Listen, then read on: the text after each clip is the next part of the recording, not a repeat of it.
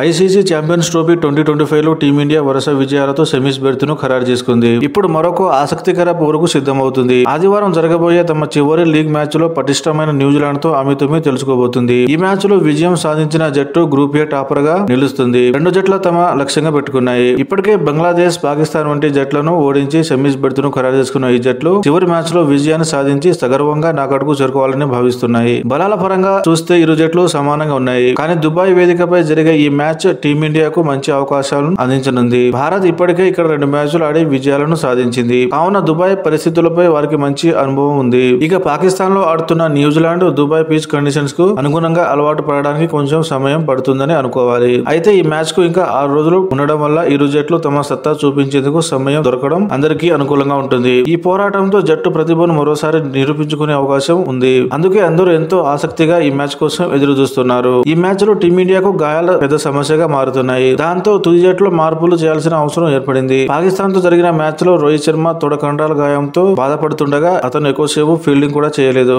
Batting లో కొంత comfortable గా ఉన్న అతని ఫిట్నెస్ పై సందేహాలు ఉన్నాయి. పూర్తిగా ఫిట్ గా ఉండకపోతే న్యూజిలాండ్ తో జరిగే మ్యాచ్ కు దూరంగా ఉండాల్సి వస్తుంది. టీమిండియా ఇప్పటికే సెమీ ఫైనల్ కు చేరుకున్న నేపథ్యంలో రోహిత్ కు కొంచెం విశ్రాంతి ఇవ్వడం మంచిది. అలా జరిగితే శుభ్మన్ గిల్ జట్టును నడిపించేందుకు సిద్ధంగా ఉన్నారు. రోహిత్ శర్మ స్థానంలో రిషబ్ పంత్ తుది జట్టులోకి రానున్నారు. కేఎల్ రాహుల్, శుభ్మన్ గిల్ ఓపెనింగ్ చేయనుండగా పంత్ మిడిల్ ఆర్డర్ లో బ్యాటింగ్ చేయనున్నారు. మిగతా బ్యాటింగ్ ఆర్డర్ లో పెద్దగా మార్పులు ఉండకపోవచ్చు. ఫస్ట్ డౌన్ లో కోహ్లీ, 4వ స్థానంలో శ్రేయస్ అయ్యర్ ఉన్నారు. పాక్ తో మ్యాచ్ లో కోహ్లీ సెంచరీ సాధించి మంచి ఫామ్ లోకి వచ్చిన సంగతి తెలిసిందే. 5వ స్థానంలో రిషబ్ పంత్ బ్యాటింగ్ చేస్తుండగా 6వ స్థానంలో హార్దిక్ పాండ్యా ఉన్నారు. స్పిన్ విభాగంలో కూడా మార్పులు లేకపోవచ్చని అంచనా. రవీంద్ర జడేజా, అక్షర్ పటేల్, కుల్దీప్ యాదవ్ జట్టులో కొనసాగుతున్నారు. ఈ క్రమంలో వరుణ్ చక్రవర్తి మరోసారి బెంచ్ కే పరిమితమయ్యే అవకాశం ఉంది. Team India star pacer Mohammed Shami Pakistan తో జరిగిన మ్యాచ్ లో కొంచెం అసౌకర్యంగా కనిపించారు. అతని చీలమండ గాయం తిరిగి పెట్టినట్టు అనిపిస్తుంది. అందువల్ల పాక్ తో మ్యాచ్ లో సమర్థవంతమైన బౌలింగ్ చేయలేకపోయారు. ఇప్పుడు అతనికి న్యూజిలాండ్ తో జరిగే మ్యాచ్ లో కొంత విశ్రాంతి ఇచ్చే అవకాశం ఉంది. షమి ఫిట్ గా ఉంటే బరిలోకి దిగుతారు. లేకపోతే హర్షదీప్ సింగ్ పేస్ బాధ్యతలు పంచుకుంటారు. హర్షిత్ రాణాతో కలిసి